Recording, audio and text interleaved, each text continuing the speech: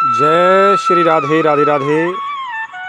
प्रिय साथियों, प्रिय बंधुओं, आज हमारे साथियों ने प्रश्न पूछा है कि बताओ जी, ये कन्याकुमारी जो समुद्र में है, इधर कहते ना कश्मीर से कन्याकुमारी तक, आपने मानचित्र में भी देखा होगा, भारत के नक्शे में। और भारत के नक्शे में लास्ट में समुद्र की सीमा पर, किनारे पर, और लगभग समुद्र में ही मानिए एक कन्याकुमारी है। वो कन्याकुमारी क्या है, उस जगह का नाम कन्याकुमारी क्यों पड़ा? तो साथियों, ये प्रश्न पूछा है। तो साथियों, आपने बहुत ही सुंदर प्रश्न पूछा है। आपके प्रश्न का उत्तर देने के लिए हम जा रहे हैं। साथियों, प्रमाण से दे रहे हैं, सुनिए। और जिन्होंने प्रश्न किया है वो वास्तव में बड़े ही गहरे रहस्यों को जानते हैं, इससे पूछा है, नहीं तो ऐसे रहस्यों को कौन ध्यान देता है। तो साथियों, हम इस प्रश्न को उत्तर देने के लिए जा रहे हैं और बड़ा गहरा रहस्य है, क्योंकि अब हम बात शुरुआत करते हैं साथियों, प्रमाण से चलते हैं साथियों। तो साथियों, एक समय की बात है जिस समय ऐरावत और मैरावत श्री राम और लक्ष्मण जी को चुराकर पाताल में ले गया था, और हनुमान जी तलाश करते करते वहाँ गए। और उस समय हनुमान जी ने दिव्य रूप धारण किया था, देवी के मंदिर में घुस गए थे, और वहाँ से फिर श्री राम लक्ष्मण जी को वहाँ पर बाहर निकाला, और निकालने के पश्चात में राक्षसों को मारा।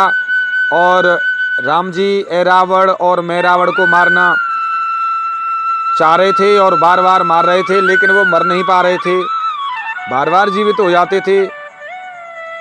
राम जी बड़े हतप्रभ रह गए कि देखो, मैं इनको बार बार मारना चाह रहा हूँ लेकिन ये मर नहीं पा रहे, इसका क्या रहस्य है, क्या कारण है। हनुमान जी भी बड़े आश्चर्य में पड़ गए। तब हनुमान जी ने जाकर उसकी मृत्यु की जानकारी, मृत्यु के रहस्य के बारे में जानकारी करने के लिए, क्योंकि उसकी मृत्यु का रहस्य मकरध्वज की जो माताजी थीं मकरी, उसने हनुमान जी को बता दिया था। और जो बताया था तो उसी स्त्री की तलाश में हनुमान जी उस क्षेत्र में भ्रमण कर रहे थे नगरी के अंत में, और उसे चलते चलते उसे ढूंढ लिया। नगरी के एकांत स्थान में स्थित ऐरावत की एक भोग पत्नी थी, जिसको रखेल कहते हैं, और हनुमान जी ने देखा, उसका पता पूछ लिया था मकरध्वज की माताजी से, और सर्च करते करते वहाँ पहुँचे और उससे फिर निवेदन किया कि राम और लक्ष्मण जी आए हुए हैं, तुमसे निवेदन है, तुम्हारा कल्याण होगा, हे देवी, तुम ऐरावत और मैरावत की मृत्यु का उपाय बताइए।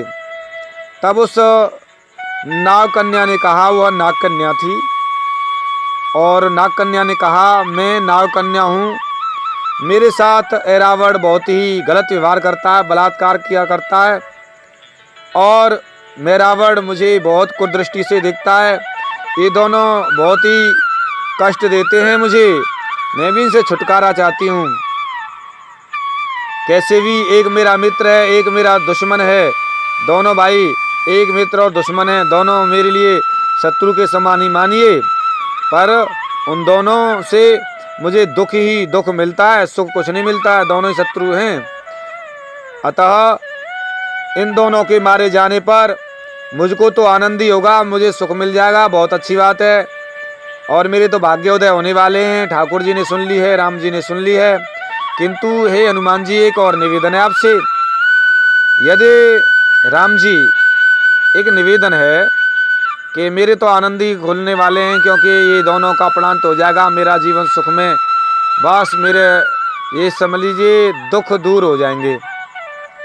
लेकिन एक और है कि अगर मैं तभी उपाय बताऊंगी हनुमान जी आपको, अगर आपके राम जी मुझे अपनी स्त्री बनाएं, पत्नी बनाएं, तो मैं वह उपाय जरूर आपको बताऊंगी, इससे वे दोनों मारे जा सकेंगे।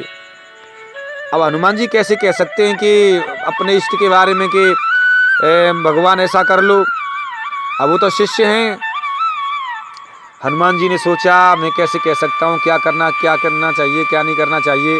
तो हनुमान जी ने एक बीच का रास्ता बुद्धि से सोचकर राम जी का ध्यान करके निकाला और कहा, हे नागकन्या, यदि तुम्हारा पलंग श्री राम जी के भार से तुम्हारा पलंग नहीं टूटेगा तो राम जी तुमसे विवाह कर लेंगे, पति हो जाएंगे तुम्हारे और तुम्हें पत्नी बनाएंगे। और मैं ये वरदान देता हूँ, मैंने आशीर्वाद दिया तुमको, तथास्तु। तब हनुमान जी ने वरदान दे दिया तो बड़ी खुश हुई और उसने पूरा वृतांत बता दिया कि एक समय की बात है कि बालकों द्वारा कांटे पर आरोपित भ्रमरों से उन ऐरावण और मैरावण ने छुड़ा दिया था भौरा को। तभी संतुष्ट होकर वो भौरा उन दोनों से कहा, हम दोनों ने तुम दोनों को मारने से बचाया, हम दोनों को, अब हम तुम्हारा कुछ परोपकार करना चाहते हैं। ठीक है, बताइए। माने कि ठीक है, करना चाहते हैं। तो ऐरावण और मैरावण बोले, हम तुम दोनों की मृत्यु से रक्षा करेंगे, तुम दोनों तो जरूर। कैसे करोगे? कि सब भंवरे के वहीं रहने लगे और जिस समय कोई कष्ट आता है तो भंवरे उस समय अमृत लाकर उनकी बूंदों को उन दोनों के रक्त से स्पर्श करा देते हैं, जिससे वो जीवित हो जाते हैं, मरते नहीं हैं। वो भंवरे ही सब कुछ उनकी मृत्यु से बचाने का कारण है। उन भंवरों को मार दो। वे भंवरे ही अभी उसके सैन्य कक्ष में विद्यमान हैं और करोड़ों की संख्या में हैं, तुम उन्हें मार डालो हनुमान। तो यह सुनकर हनुमान जी ने जाकर क्षण भर में ही उन भौरों को मार डाला। और एक भौरा जो बड़ा था रोते रोते, भगवान मुझे मत मारो, हनुमान जी शरण में आ गिरा, कृपा करो कृपा करो, और हे हनुमान जी कृपा करो। तो हनुमान जी बोले, अच्छा चल तो मेरी बात मान, मैं तुझे अभयदान देता हूँ। तुम जाकर ऐरावण की भोग पत्नी के पलंग के भीतर जाकर खोखला कर दो उसे, बिल्कुल खोखला कर दो। जैसे ही कोई भी बैठे तुरंत ही वह पलंग टूट जाए। तो जाकर उन भौरों ने खोखला कर दिया और खोखला करने के पश्चात में और तब जाकर वहाँ राम जी उस समय ऐरावण और मैरावण से युद्ध करने लगे और दोनों को मार दिया, क्योंकि भौरों तो मार डाले थे, अब कौन जीवित करता उनको। एक बचा था, वो हनुमान जी की शरण में आ गया था। तब जाकर अब कैसे कहें, अब लास्ट में हनुमान जी को उसको जो वरदान दिया था नागकन्या को याद आई। तब कहा, हे राम जी, आपसे निवेदन है, आप चलिए, आपसे प्रार्थना है गुरुदेव। हे भगवान, आप नागकन्या के घर चलकर अनेक चित्र विचित्र की शोभा देखें। ये नहीं कहा ऐसा होगा, विवाह होगा, पत्नी होगी, ऐसा होगा, ऐसा वरदान दिया, ये नहीं कहा। महाराज आप उस घर के चलकर, नागकन्या के घर चलकर चित्र विचित्र की बहुत अच्छी सुंदर शोभा देखें। अच्छा ऐसी बात है, राम जी समझ गए, चलो। और चले राम जी हनुमान जी के साथ में। वस्त्रों से अलंकार से मंडित सुंदर मुख वाली उस कन्या ने हाथ पकड़े हुए और राम जी से बड़ा स्वागत सम्मान किया और आकर श्री राम जी को हाथ पकड़कर हंसकर पलंग पर बैठकर अपने भार से, अब वो तो पलंग पर लेकर चली कि ये अगर पलंग पर नहीं टूटा तो मेरे पति हो जाएंगे, विवाह हो जाएंगे। बड़ी सुंदर सजा रखा था उसने। और जैसे ही हाथ पकड़कर दोनों जने उस पलंग पर बैठे, राम जी और नागकन्या हंसकर बैठी, तो तुरंत ही पलंग को तो पहले से खोखला कर दिया था, बैठते ही तुरंत ही वह राम जी के भार से टूट गया। तो हनुमान जी के वचन की रक्षा हो गई। उस समय ये सब के सब देखने के पश्चात उस कन्या से प्रार्थना की। राम ने उससे कहा, हे कन्या, दुखी मत हो, कोई बात नहीं, तुम नागकन्या हो, इस देह को छोड़कर तुम पृथ्वी पर जाओ और वहाँ पर तुम ब्राह्मण कन्या बनोगी। दूसरे जन्म में बहुत कल्प समय तक रहोगी तुम और वहाँ तपस्या करोगी। ये दूसरा जन्म होगा तुम्हारा। और तीसरे जन्म में द्वापर के अंत में मैं तुम्हें अपनी पत्नी बनाऊंगा। और उस समय राम जी, वह नागकन्या राम जी के सामने ही अग्नि में प्रवेश कर गई और जन्म जन्मांतर में अगले जन्म में वह कन्याकुमारी के नाम से ध्वज कन्या होकर पृथ्वी पर जन्म लिया।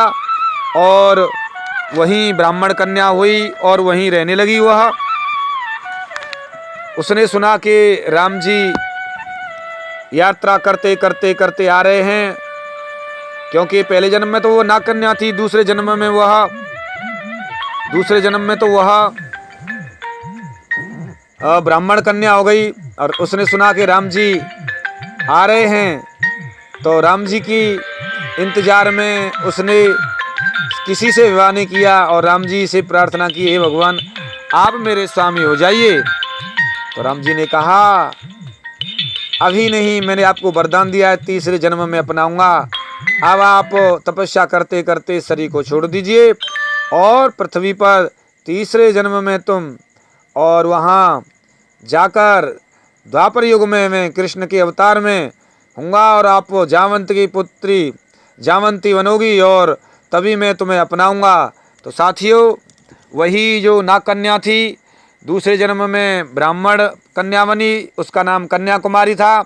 वही कन्याकुमारी तीसरे जन्म में जावंती बनी, जिससे श्री राम जी कृष्ण के रूप में यहाँ पर श्री कृष्ण जी ने विवाह किया था उसी जावंती जी से।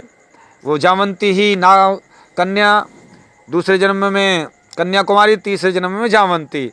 तो ये वही जो कन्याकुमारी है साथियों, जिसको हनुमान जी ने वरदान दिया था, राम जी ने वरदान दिया था कि तीसरे जन्म में तुमसे विवाह करूँगा। तो साथियों, ये कन्याकुमारी का पूरा वृतांत हमने आपको बताया, फिर भी कोई चीज़ समझ नहीं आई तो ज़रूर आप कमेंट करें, आपके प्रश्न का उत्तर दूंगा। मिलता हूँ साथियों किसी एक विशेष गहरे रहस्य के साथ में, तब तक के लिए जय श्री राधे राधे राधे, जय श्री राधे राधे राधे।